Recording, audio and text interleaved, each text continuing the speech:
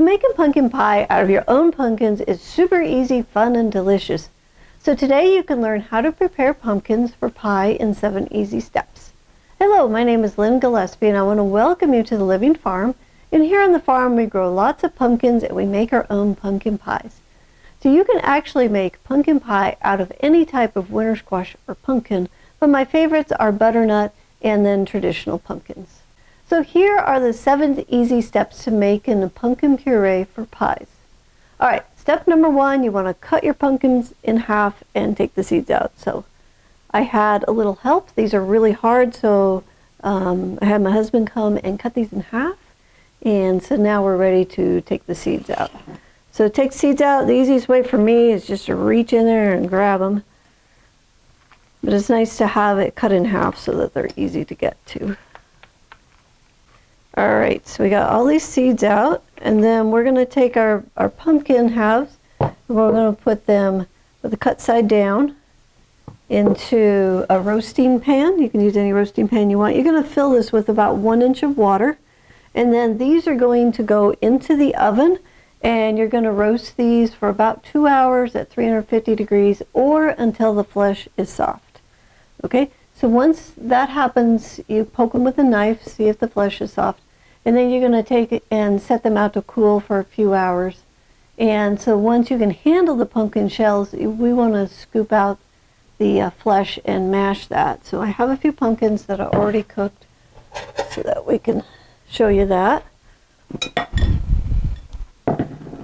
So you want to just see how soft that is. You're going to want to just scoop that out and put that in a bowl. And like I say, this works with any winter squash, pumpkins, Hubbards, butternuts, probably not spaghetti squash, but any of the other orange fleshed ones will work really good. Okay, so we're going to just keep scooping that out. Once you get the pumpkin flesh out of the shell, then we're just going to mash that a little bit. And then at this stage, we can put it into a freezer container and freeze this. If you want to make a pumpkin pie, you need about 2 cups.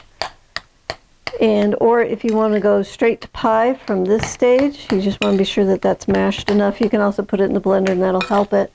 And then from there, you're just going to follow your favorite pumpkin pie recipe and make you some wonderful pies. This is so tasty when you're making it from your own pumpkins and so satisfying. So when I grow extra pumpkins, I'm going to take the puree and put it in some freezer containers so we can have pumpkin pie through the entire winter. All right, so here is the end result of our pumpkin pie. I cannot wait to dive into this thing. I baked this yesterday, and you're lucky there's not a piece missing because it was really hard to restrain myself this morning. But if you would like to learn more about preserving or growing your own food, you can learn more from our High Performance Garden Show. So in the show we teach how to grow and preserve over 30 different fruits and vegetables. And the show, it's free, it's online, and you can watch it anytime. And you can find the show on our website, thelivingfarm.org/high-performance-garden-show, or I'll put a link in the description below for you to click on. So what vegetable or fruit would you like to learn how to grow or preserve? If you'll leave us a list in the comment section below, we'll check it out. So please subscribe for more growing and preserving videos. Thanks for watching.